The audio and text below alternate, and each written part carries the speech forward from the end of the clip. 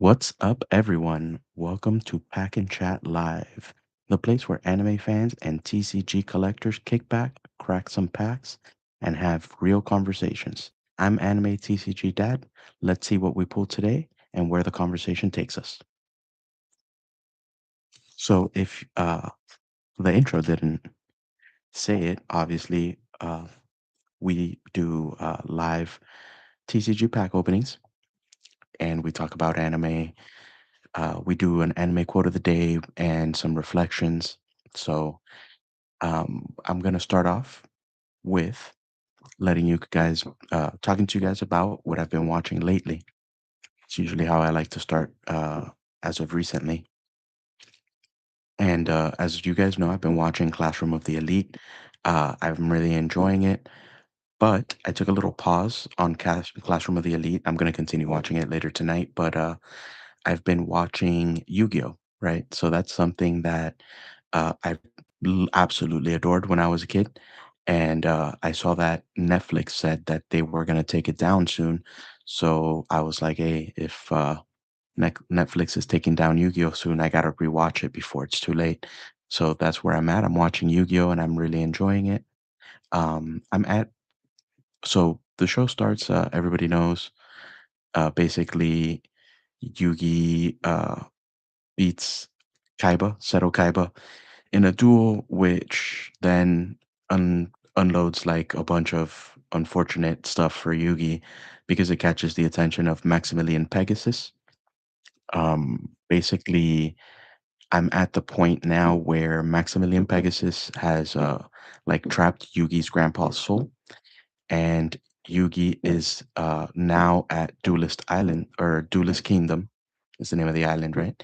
A Duelist Kingdom, and basically he is trying to get to Maximilian Pegasus because Maximilian Pegasus has challenged him, and the whole point is that he needs to beat him in order to save his grandpa. So Yugi just arrived at the island with his friends in tow because he gave Joey one of his star chips and his other two friends snuck on. Where I am right now, Joey just, so Yugi's already won a few duels. He beat Weevil, who tossed his Exodia pieces off of the ship. I really hate that guy. Uh, and he's defeated the guy that is his dad's the fisherman and he needs to find his dad, so he wants to buy a boat to go out searching for him. And Joey just defeated Mai, and now Yugi kind of got cornered into battling Seto Kaiba's ghost, quote unquote. But we already know Kaiba's alive because he's trying to break into the system. So that's where we're at. I had forgotten, how awesome Yu-Gi-Oh was, and I can only like think back to my childhood because, man, watching that for the first time as a kid must have been insane. I was probably going absolutely berserk. Because even as an adult, I'm like, wow, that is fun. And, I gotta say, I had also totally forgotten how much strategy goes into the actual the actual game, Yu-Gi-Oh card game, right? The TCG. And it's impressive, right? And there's people that play this game. It's complicated, right? Um, I a disclaimer, I don't play any card games. I just collect the cards. I love Pokemon cards. For those of you that weren't on my first stream, which is where I explained how I got back into collecting cards. I'll give you guys a super quick rundown, not like a whole long story, but essentially, I have a 3.5-year-old son who's autistic, and he likes to watch the same episodes of the same shows over and over and over and over instead of watching new stuff. When he finishes a show, he just goes back to episode one and starts it again. And for months and months, I mean, for the probably more than 6 months, he was watching the same few episodes of a show on Netflix called Pokemon Concierge, which is where a bunch of Pokemon, well, not a bunch of Pokemon, it's an island resort where Pokemon go to rest and relax, whatever. So watching that constantly made me think about my childhood and Pokemon in particular. And so then I just started, a few packs here and there, things like that, watching some YouTube videos, people opening packs. I was like, man, that's really fun. And it reignited my passion for Pokemon cards. Fast forward a little bit, and now I'm also collecting Yu-Gi-Oh cards uh, because the issue with scalpers and the price gouging and people, grabbing up all the Pokemon products at the retailers and then selling it back to you for double the price. Scalping, right? The scalper issue has become a really big thing.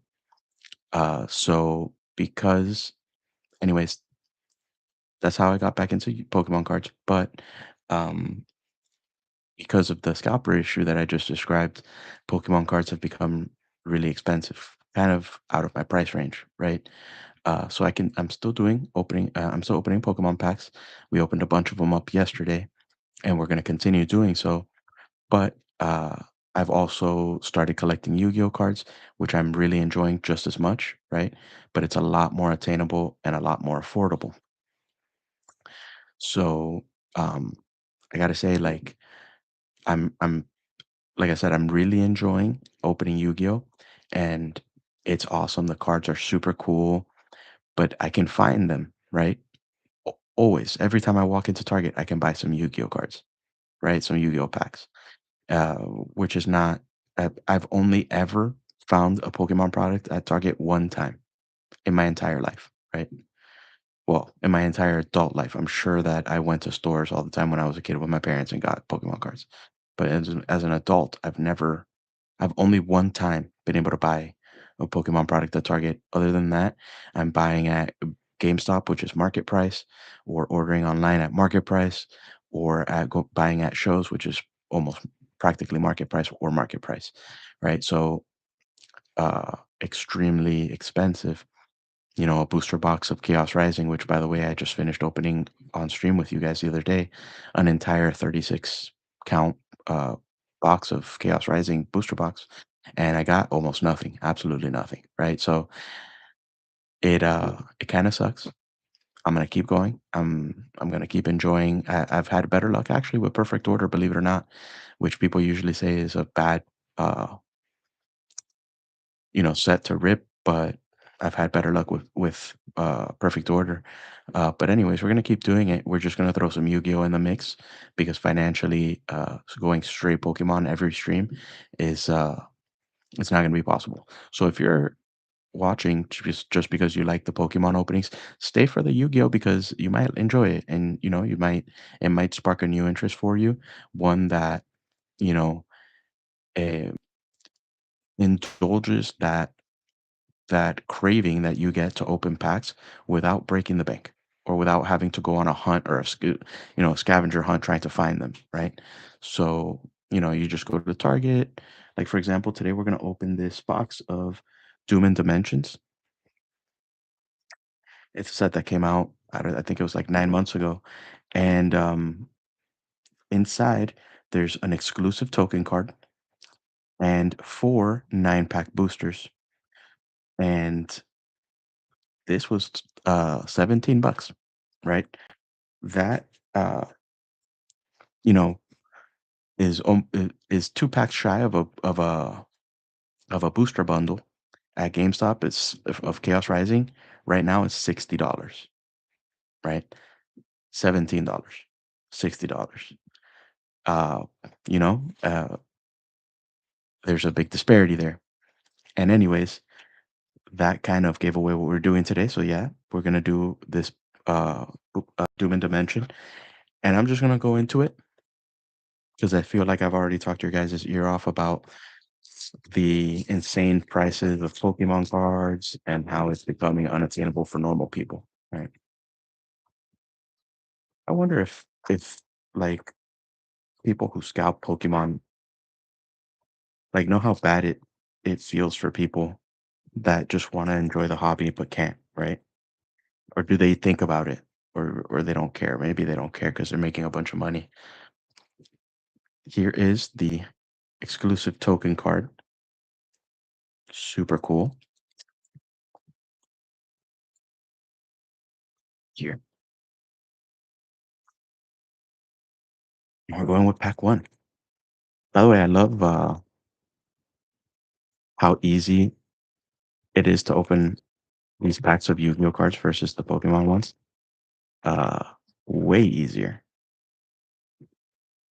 Okay, so the pack trick is four from the back. One, two, three, four to the front, and then the last pack will be our rare, like rare card.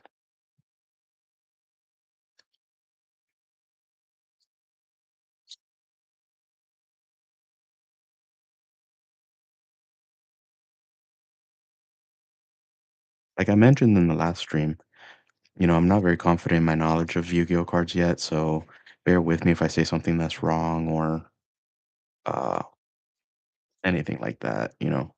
I may not know the values of the cards, and that's the rare card. I'm not sure if that's what we call it. I know the special rare, or I'm not sure what it's called, but this is the rare card for this pack. And like I said, I'm bear with me because I don't know that much about these, so I'm gonna scan this one. I'm gonna scan them all later, but off camera, so I don't waste your guys' time. By the way, if you're watching from the United States, happy 4th of July. And if you're not watching from the United States, happy Saturday, because that's reason you made it through another week, and that's reason enough to celebrate, right?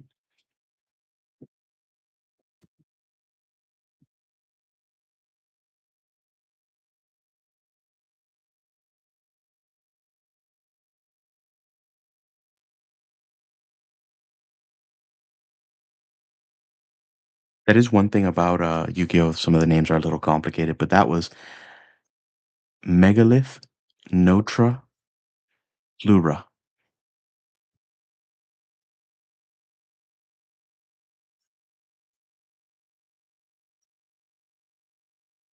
But some people won't agree, but I get the same feeling opening up these packs as I do opening up Pokemon. Now, if you only open Pokemon for its monetary value and not because you want to collect it, then I guess it probably wouldn't feel the same, right? Even though there are Yu-Gi-Oh cards that are just as expensive as the Pokemon.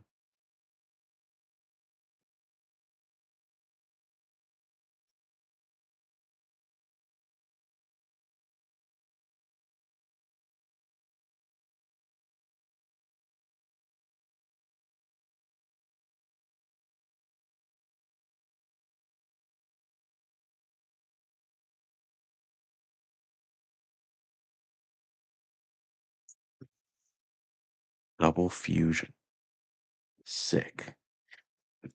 And I don't know, but like these cards are beautiful, man. These cards are so sick looking.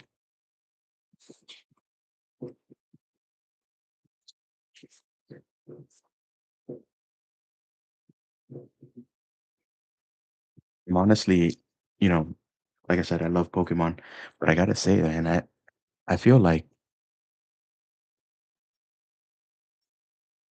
these cards are more beautiful, in my opinion. What do you guys think? Drop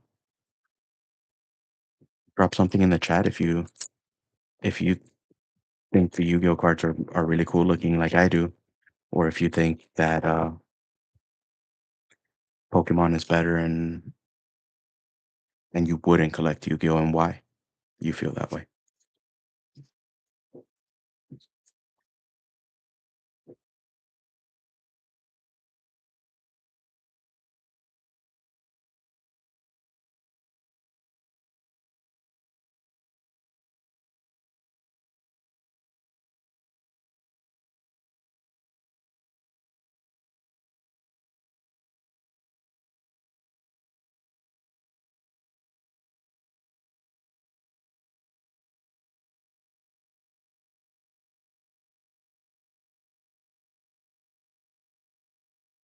Yeah, I think I've opened up a few of these, and I think I've gotten this guy a couple times. K966X Jax. Yeah, I've gotten this one a few times. But take a look at that.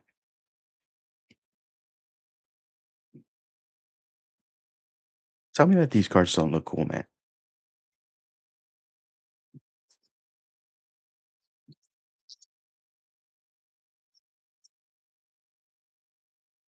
All right, guys, last pack. I do know that what we want is a Starlight Rare. So, last pack magic, last chance to get a Starlight Rare. From my understanding, that is a card that is very shimmery. I'll get more with the terminology for you guys soon, don't worry.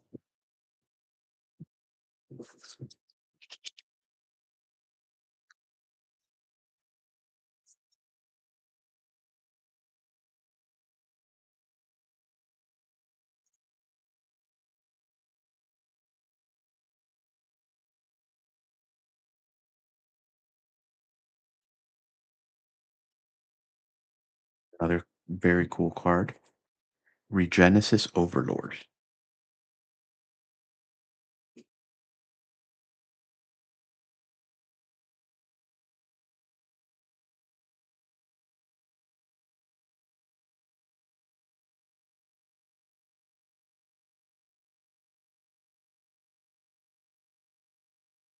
Alrighty, guys. What did you think of that? What do you think of the cards? Do you think they're cool?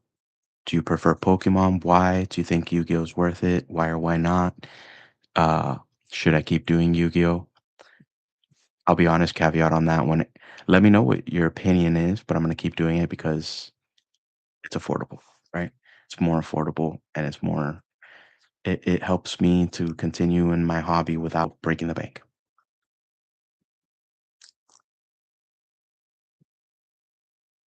So let's talk about our anime quote of the day. All right. So the anime quote of the day is a dropout will be a genius through hard work. And that was said by Rock Lee from Naruto. So let me say that again. A dropout will beat a genius through hard work. Now, where do we think that that can apply in real life? And do we agree? Personally, I agree. And I'm going to give you some examples, right? Now, let's say we're talking about sports, something where, being genetically gifted is usually going to give you the advantage over other people. Yes. Um, for example, let's start with the example of basketball, right? So you could say to be able to be a basketball player at the highest level, you need to be tall. And there's nothing you can do to make yourself taller. So through hard work, you can't become taller, right?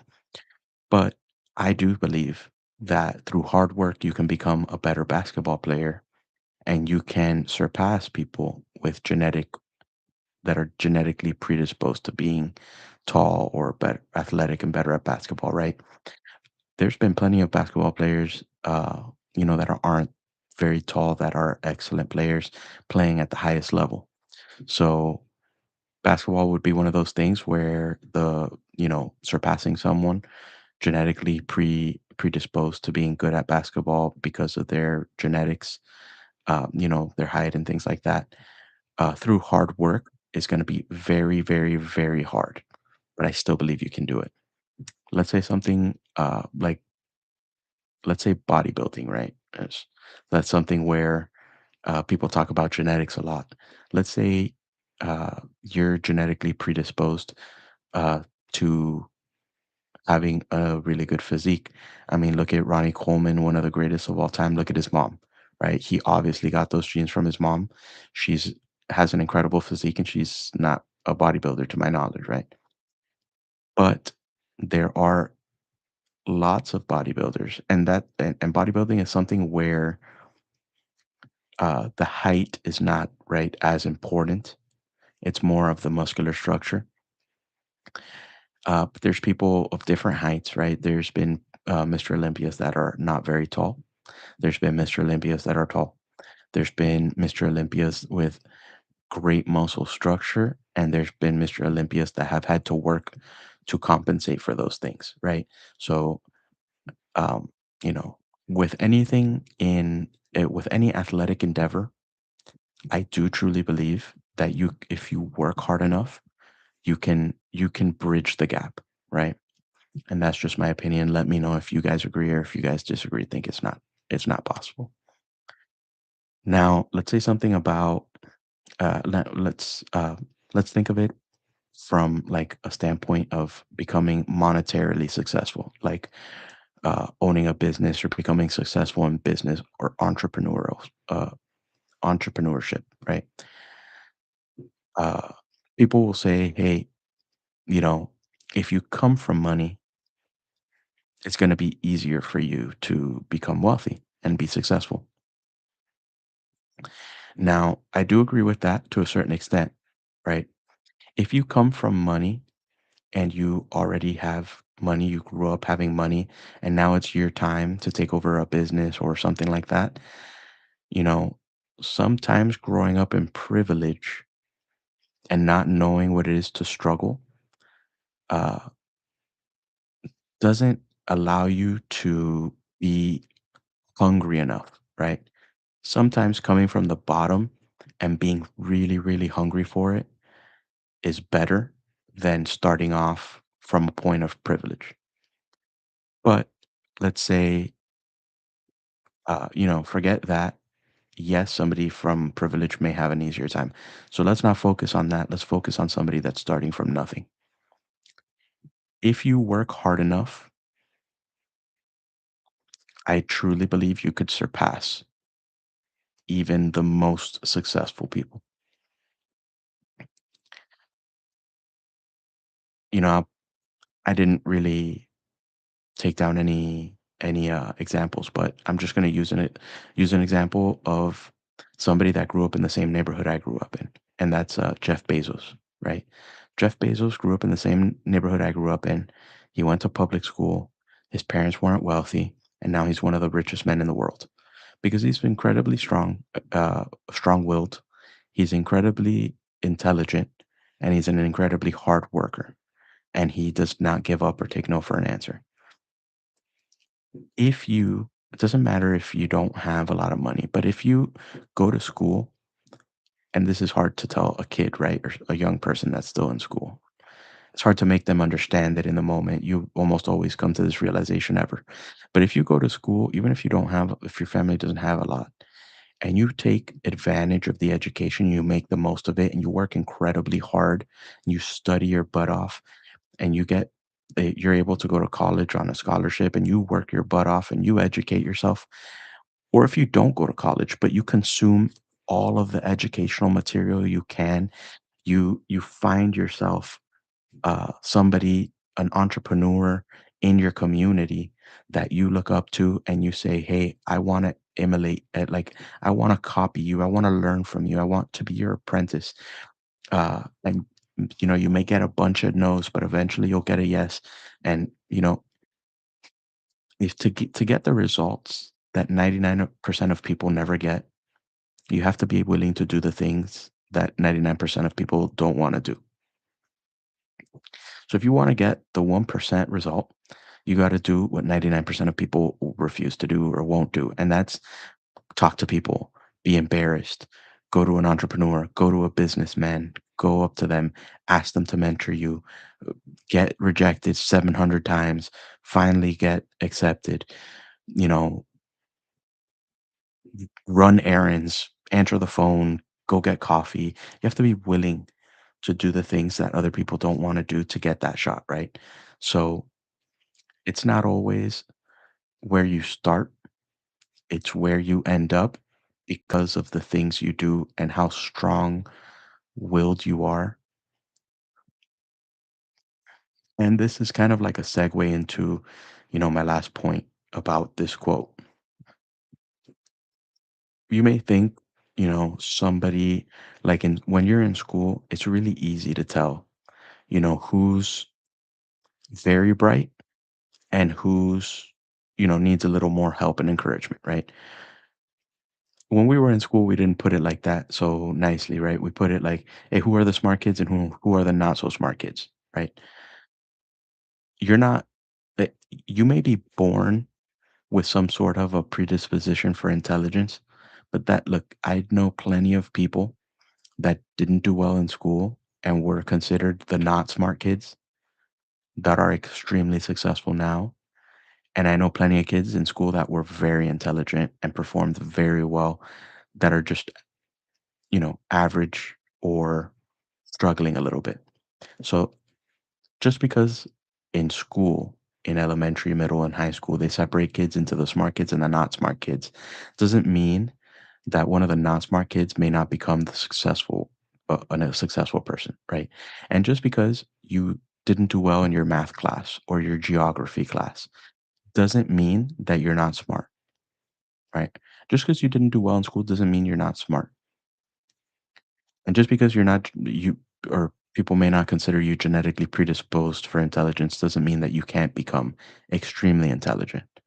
There's different types of intelligence, right? And the type of intelligence they teach you in school may not always be the type of intelligence that's going to help you become successful if you're not. If you're starting from a place where becoming successful is going to be really hard.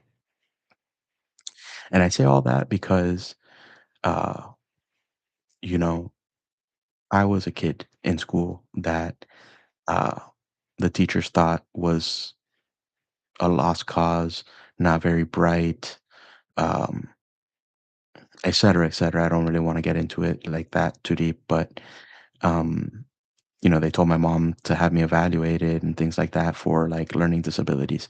But I can tell you, I don't have any of those issues, and if I do, they manifest in a creative way for me. So I don't think it's a problem. But I have had good success in entrepreneurship outside of, now wanting to do some YouTube content creating. Uh, I've had good success in the past in career and business and things like that. Um, I'm at a like a kind of a pivotal point right now where I'm not sure which direction I'm going. But what I'm trying to say is that I've been successful in the past, and the educational system wanted to write me off as a mentally disabled person, which, as the father of somebody of a child with autism, um, I can tell you that that's offensive because even people that have developmental or learning disabilities can be incredibly smart. Anyways, I went off on a tangent. I went off topic. Let's go back on to the "A dropout will beat a genius through hard work" quote from Rock Lee. Just because people don't think that you're smart in school or you're not predispositioned for intelligence doesn't mean you can't become smarter than everybody else through hard work. You absolutely can. You can study, you can read, you can consume everything related to that topic. And by the way, people that do have developmental and learning disabilities, a lot of the time they have special interests where they become very, very fixated on one topic. And that's why, and sometimes you see people are savants in math, music.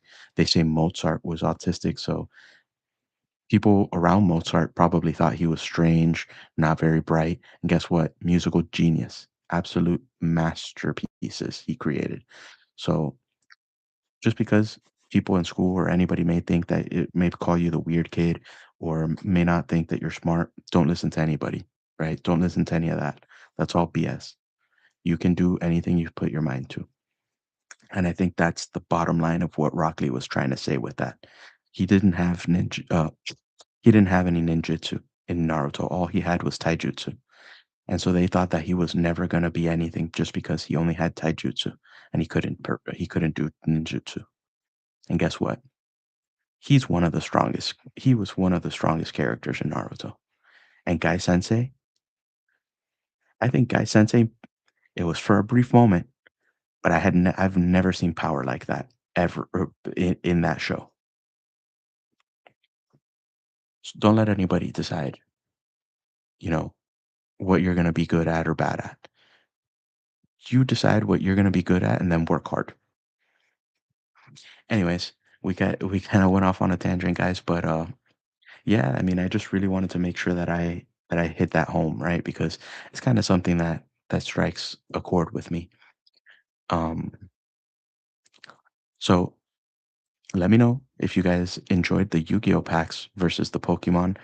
I will. We're like I said, we're still gonna do Pokemon. We're just gonna do some Yu-Gi-Oh in between, and you know, I hope everybody has a great night, rest of the night, and I hope everybody enjoys their weekend. And like I said, I'm gonna give you guys a little bit of a spiel real quick, but you know, the reason why I created this channel, I don't have a lot of friends to begin with. The friends that I do, which are very dear to me, um, they don't have the interest that I have. So, I have very loyal, lifelong friends that, they're going to be with me to the end, but uh, they don't watch anime or collect trading cards. So, um, I wanted to create this channel and make a community where we who have this interest uh, can gather and have discourse and enjoy and talk about it. We could talk anime, we could talk TCG, and you know, you guys would be the friends that I lack to have this kind of discourse with. So it's all about community. It's all about, getting here, after a tough day, tough week, and just, enjoying having conversation with people that love, what I'm passionate about, which is anime and trading cards. So if you guys would give me a follow, interact with my content, my shorts, give me a like, drop some comments, some chats, and just in generally speaking, interact with my stuff. It would mean absolutely the world to me. You guys have no idea. It would be an honor, and creating this community is something that it's like a dream for me, right? And get on here and talk about the things that I love with you guys who are of like minds, and nothing that I would enjoy more. So like I said, interact with my content if you can. I would really appreciate it, and subscribe to my channel. I hope you guys have an awesome rest of the weekend. Hopefully, you're not working and you're having some time to relax. And if you're working, I hope that your days go well and that you have, that they're not tough and you have an easy time of it. I love you guys. Thank you so much.